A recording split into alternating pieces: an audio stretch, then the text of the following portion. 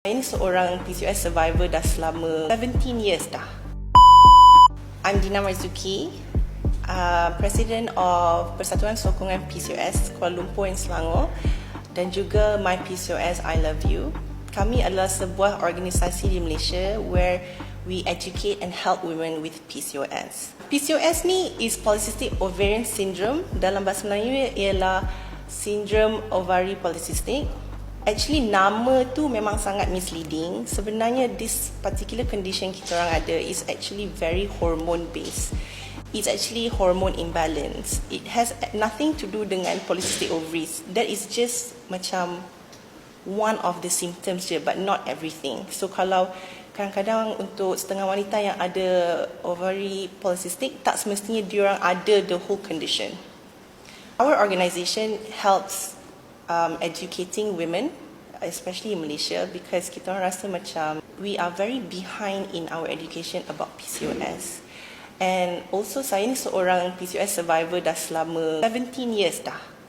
So memang dari muda memang I've had this problem with period. Actually period pun I first got my period at 17 years old.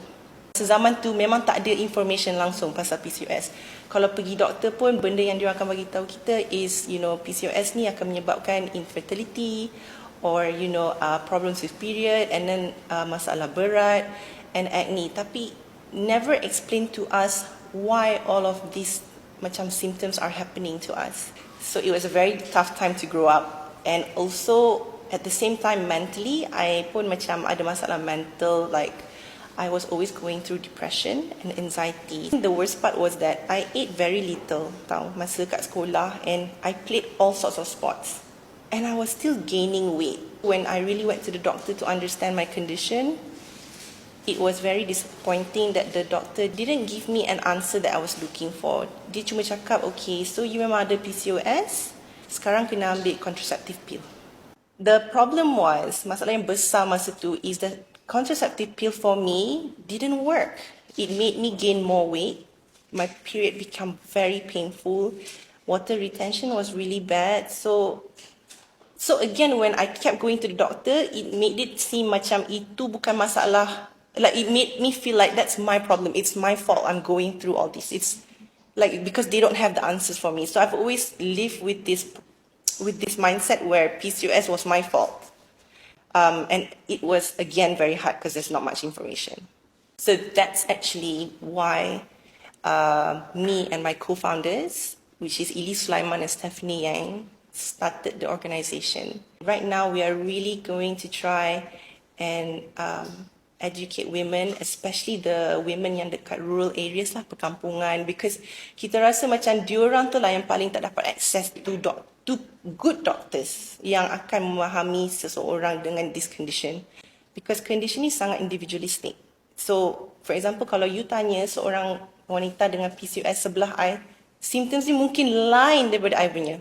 I think the way doktor handle patient dengan PCOS pun sangat penting. I feel that doctors must have a lot more empathy for women with PCOS and tak cepat nak dismiss, because kalau you tengok in a lot of our social media posting or our community group, ramai wanita share pengalaman diorang dengan doktor, and they always say they will always need to go see 2-3 doctors before they find the right one. That's essentially what we're trying to teach with women, to learn again that actually we need to prioritize badan kita, and the only people yang akan memahami kita is kita sendiri. You tak boleh suruh orang faham you kalau you tak faham diri sendiri.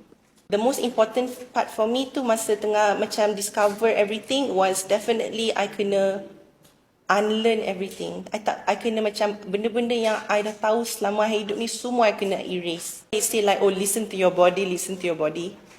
They're not joking. Like, you need to listen. So I started to really listen. So for example, lepas I makan sesuatu, kalau I kembung sakit kepala, I tulis. Benda yang paling susah about our macam journey is that the education around PCOS ni it's a very wide topic.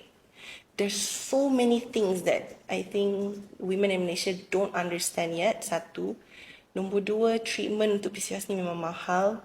Number 3, memang kita tahu benda ni tak covered by insurance, kecuali if you require going under the knife. A lot of obstacles with PCOS, unfortunately.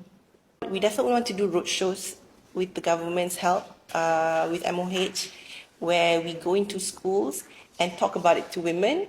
And nombor dua, we want government to tell everybody macam kita nak normalisekan conversation around women's health.